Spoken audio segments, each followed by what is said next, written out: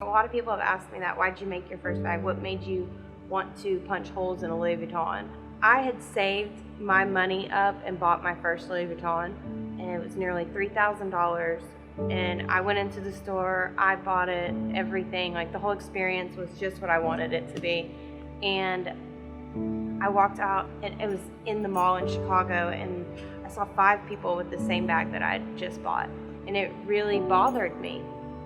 Because I've always wanted to be I don't like having the same things as everyone. I want my stuff to be different than others, cooler. When I saw something that I had worked so hard for, but yet I was almost embarrassed to carry it, and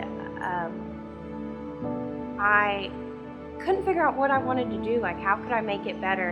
And I thought, whenever I bought the bag, I wanted to make sure it had a strap with snaps on the end, basically.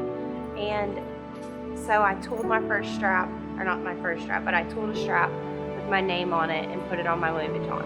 People freaked. They were like, oh my gosh, that's crazy. It just is a strap with snaps on it. Like, I just snapped it onto my purse, guys.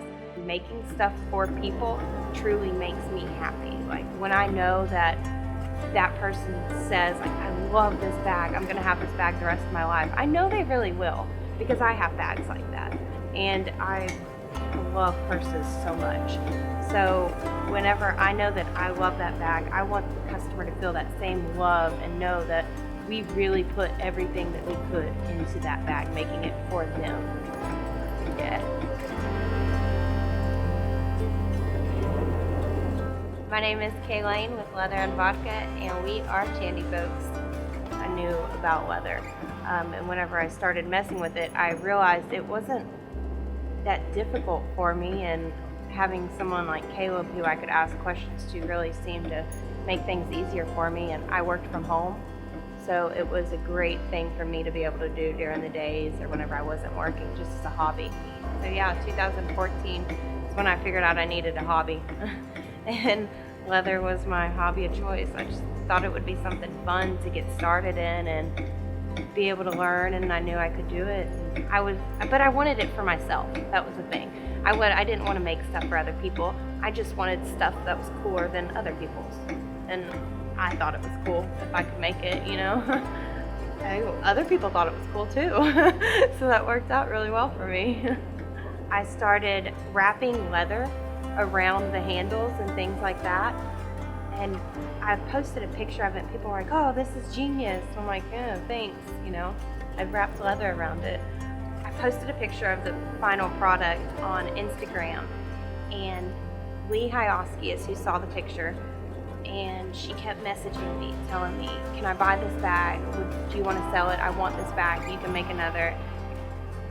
Finally, I was like, okay, I can sell you this bag. I'll make another. I sold it for less than what I had into it.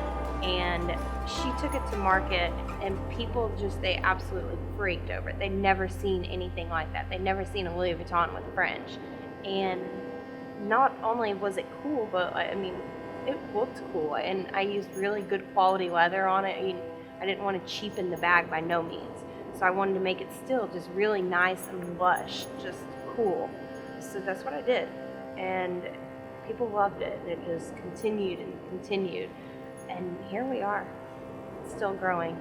I bought everything from Tandy, my Pittsburgh Tandy was the one that I always went to. And bringing Caleb onto the team just made it amped things up tremendously, because now we can truly he is an artist with leather. We can make anything now, and we can make your bag for you. No one else is ever gonna have it. We can't create a new bag out of Louis Vuitton's material. Your average consumer can never look at something and say, oh my gosh, look what Louis Vuitton did. They have to say, look what someone did to a Louis Vuitton bag. By putting our flair on that, when someone sees one of these bags, they clearly know, holy crap, look what someone did to that bag. We buy only used bags, used or vintage bags, and we completely upcycle them and make them fabulous for many more years to come. I call it upcycling.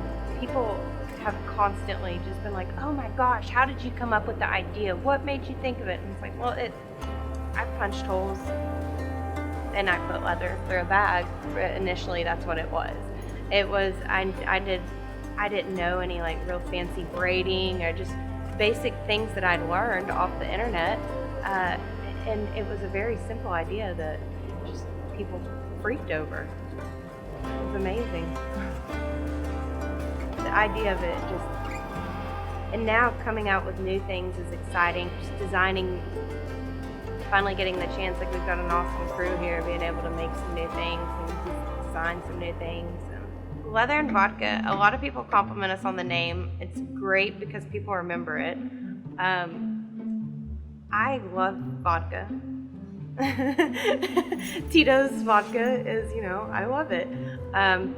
So I would drink vodka at night whenever I would tool and practice. And the Louis Vuitton, I always like to have inspiration in front of me when I work. And my Louis Vuitton purse, even for a while when I didn't know exactly what I was going to do with it to make it better, I would set it in front of me and it would just be there. Louis Vuitton, leather, and vodka. Just kind of worked. Leather and vodka, yeah. Having a hobby that turned into a business was very difficult. That's not what I was looking for at all. I had a full-time job, and so I was pretty happy with my full-time job and doing leather work as a hobby.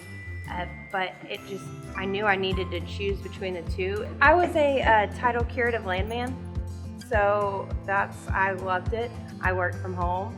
I enjoyed it a lot. I had a weird interest for it. It was a lot of research.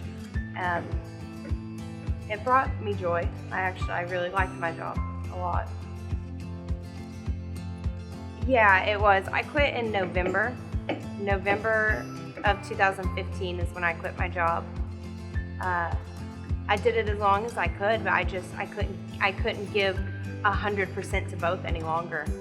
I was already working at night, and I had to make bags during the day, and I would work at night.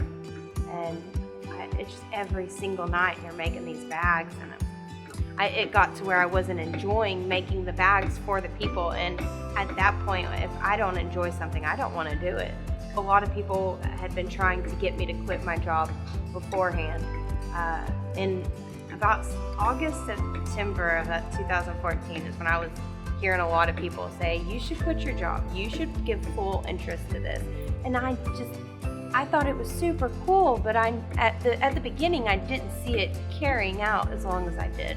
Now that I've done this, we're going on 2 years now, I realize that there are so many people in the world who have never seen what we do. And what we do is amazing. We make real art, and people really enjoy it. They enjoy seeing it, and they enjoy having it for themselves, knowing that these artists here put in all of their work for something for them. And not only is it pieces of art that would be in your house, but you can wear it every single day. It's wearable art. You get to tote something so cool around every single day and be like, no one else has this. I do, but you don't. It's way cooler than Louis Vuitton.